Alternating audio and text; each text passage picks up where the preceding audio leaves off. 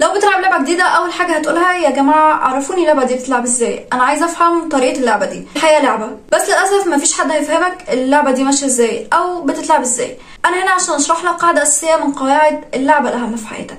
بس قبل ما نبدا لعب خليني اسالك سؤال صغير، ايه الفرق بين سباق الجري العادي اللي كنا بنلعبه واحنا عندنا 10 سنين وبين الماراثون؟ انا عن نفسي ما كنتش اعرف، بس ويكيبيديا عارفه، فخلينا نسال ويكيبيديا. العدو السريع هو الجري على مسافه قصيره في فتره زمنيه محدوده. الماراثون هو اختبار تحمل.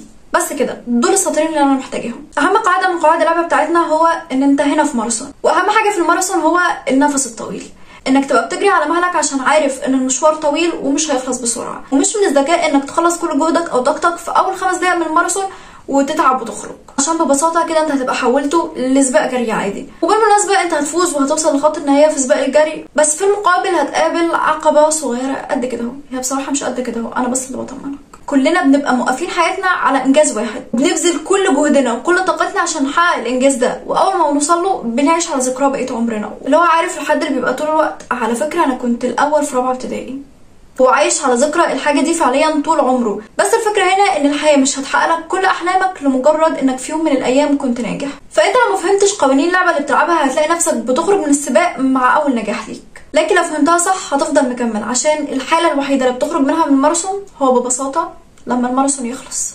لو مش عارف ازاي تكمل الماراثون للاخر يبقى كمل الفيديو ده للاخر، عشان على الاقل تبقى عرفت تكمل حاجه للاخر.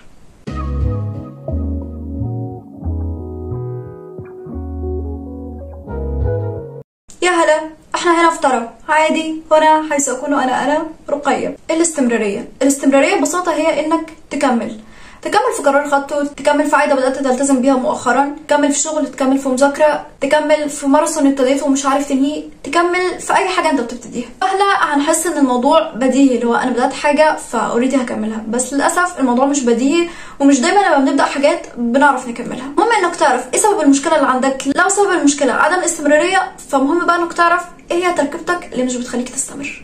في معادله بسيطه قوي اسمها معادله عدم الاستمراريه. هتقولي مين اللي عمل المعادله دي؟ هقول لك انا اللي عملت المعادله دي. هل انا مش كفايه ان انا اعمل معادله يعني؟ لا انا ما اسمحلكش. كل واحد فينا عنده معادله خاصه بيه بتخليه يوصل في الاخر لنقطه ان هو مش عارف يستمر. نبدا بالمعادله الخاصه بيا. شخص ملول جدا زائد شخص متعدد الاهتمامات جدا جدا جدا زائد شخص كمالي لدرجه لا توصف يساوي معادله عدم الاستمراريه عند رؤية.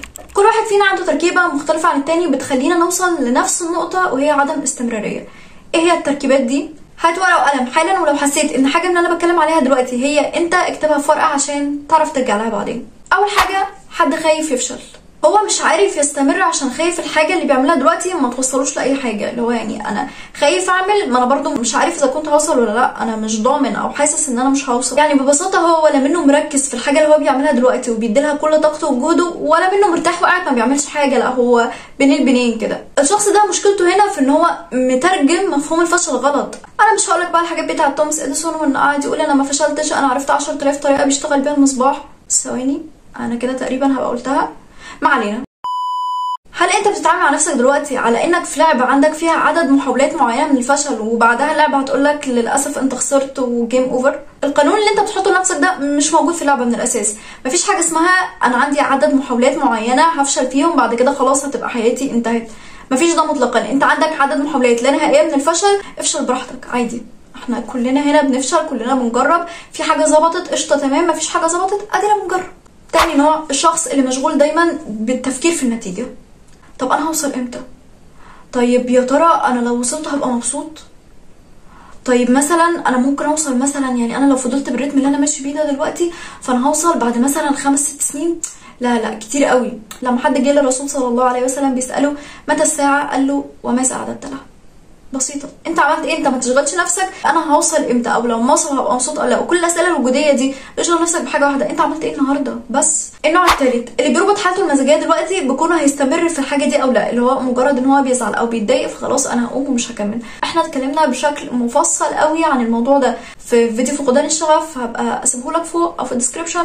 رابع نوع، الشخص الملول اللي هو انا يا جماعه. الشخص الملول ببساطه هو الشخص اللي مش قادر يصبر، طول الوقت حاسس بزهق، انا عايزه اغير، انا مليت، انا ازاي بقالي شهر بدرس الحاجه دي، انا لازم اغيرها. الشخص الملول هو شخص عنده مشكله في ان هو مش عارف يصبر، ان هو مش قادر يصبر، وطول الوقت حاسس انه لازم يعمل حاجه جديده ولازم يجرب حاجه جديده. كنا اتكلمنا برضو عن الملل في فيديو هيظهر لك فوق، لكن في حاجه مهمه قوي هقولها لك النهارده، هو ان انت لازم تتعلم الملل. يعني ايه تتعلم الملل؟ ان تتعلم تقعد ملان، تتعلم تقعد ما تعملش حاجه. لو قاعد ساعه كده بص في السقف ما تعملش اي حاجه، اقعد كده في الاوضه بتاعتك واقفل باب الاوضه واقعد بص في السقف. نص ساعه من الملل التام انت ما بتعملش اي حاجه، انت قاعد في ملل. اعصر على نفسك ليمونه وتعلم الصبر كده. 99.99 من اللي قاعدين بيتفرجوا عليا دلوقتي مسرعين سرعه الفيديو. انا صوتي سريع اصلا، بتسرعوا الفيديو ليه؟ لكن الاجابه بسيطه جدا، ان هم ملانين، ان هم مش قادرين يستحملوا الريتم الطبيعي بتاع صوت الانسان الطبيعي. تخيل احنا وصلنا لفين في الملل؟ احنا بنمل نسمع بعض بشكل طبيعي، فمتخيل بقيه الحاجات التانية احنا مالين فيها ازاي؟ تغيير عاده زي الملل ممكن ياخد منك وقت طويل جدا، ممكن ياخد منك شهور او سنين علشان توصل في الاخر لان انت بقيت انسان صبور قادر يصبر على الحاجه اللي قدامه. انا عارفه ان الموضوع صعب بس هتتعود. 5 انك حد متعدد الاهتمامات. ايه ده؟ كورس كتابه؟ الله، والله بجد انا نقطه ضعفي حلقتها حسين.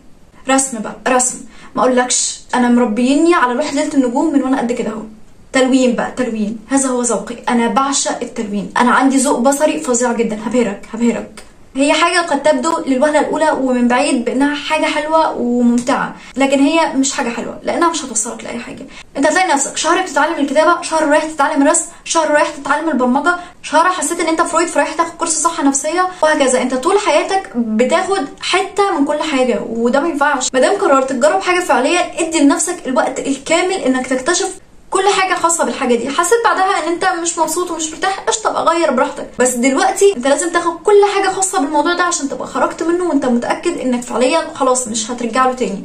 انا جربته وحسيت ان هو مش من اهتماماتي قوي او مش بسطني قوي فخلاص ده تمام، لكن ما تبقاش بتاخد حته صغيره من كل حاجه عشان ما تبقاش في الاخر لا طايل سما ولا طايل ارض. علم تكمل في مجال للاخر وتركن هواياتك المتعدده على جنب. سابع حاجه الحد الكمالي. الحد اللي بيبقى عايز يعمل حاجه ما فيهاش ولا غلطه، مظبوطه بالسنتي، طول الوقت تقريبا بيتعطل عن استمراريته عشان ما فيش حاجه بتبقى مظبوطه بالسنتي. وكنا اتكلمنا عن الموضوع ده بشكل مفصل في حلقه الكماليه، ظهر لك فوق، لو ما اتفرجتش عليها روح اتفرج عليها. والله عيب نبقى عاملين فيديو عن الاستمراريه وانت مش عارف تستمر وتكمل الفيديو للاخر، عيب بجد. دي بالنسبه لي اغلب التركيبات اللي ممكن تكون فينا واللي بتخلينا في الاخر نوصل لمعادله عدم الاستمراريه. جزء كبير هيتحل اول ما تكتشف ايه هي التركيبه بتاعتك اصلا. فلو انت عندك تركيبه مختلفه عن الحاجات اللي احنا قلناها دي، شاركني ايه هي وازاي بتحاول تتغلب على الموضوع ده. تبس صغيره كده ممكن تساعدنا في حوار الاستمراريه. 1 حط اهداف واقعيه. ابوس ايديك وحطوا اهداف واقعيه. احنا عارفين ان باقي شهر ونص والسنه تخلص. بلاقي حد بيكلمني وبيقول لي رؤية انا عايز مثلا اتعلم الحاجه دي قبل ما السنه تخلص. دي اعصابك يا كلمه. ليه يا بابا؟ هو انت صلاحيتك هتخلص يوم 1/1 ولا ايه؟ ما تستهدى بالله كده، في ايه؟ يعني احنا قدامنا شهر ونص والسنه تخلص. لو انت عايز تحقق انجاز قبل السنه يبقى حط انجاز يتحقق في شهر ونص. ما تحطليش انجاز اصلا مدته الواقعيه انه يتحقق مش اقل 3 شهور وانت عايز تعمله في شهر ونص. طب ليه؟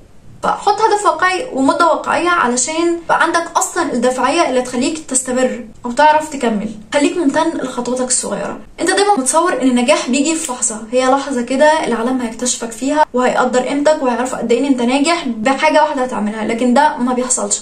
النجاح ما هو الا خطوات صغيره احنا ما بنعرفش نشوف منها غير النهايه، لكن هو خطوه صغيره بخطوه صغيره بتوصلك لطريق النهايه ده. فخليك ممتن للخطوات الصغيره، ولما انت تعمل حاجه اعملها بنفس الخطوات الصغيره. عرف اي حد تاني على الخطه بتاعتك. ما ينفعش تبقى معتمد على ان انت حد شطور وهيلتزم بالخطه اللي هو بيحطها، عشان احنا مش شطار ولا بنلتزم بالخطه اللي احنا بنحطها. فعرف حد تاني يجبرك بشكل ما على انك تلتزم بالخطه دي. وكنا شرح الموضوع ده بالتفصيل في فيديو الشغف. خلي في دماغك حاجه مهمه جدا، خير الاعمال ادومها وان قل.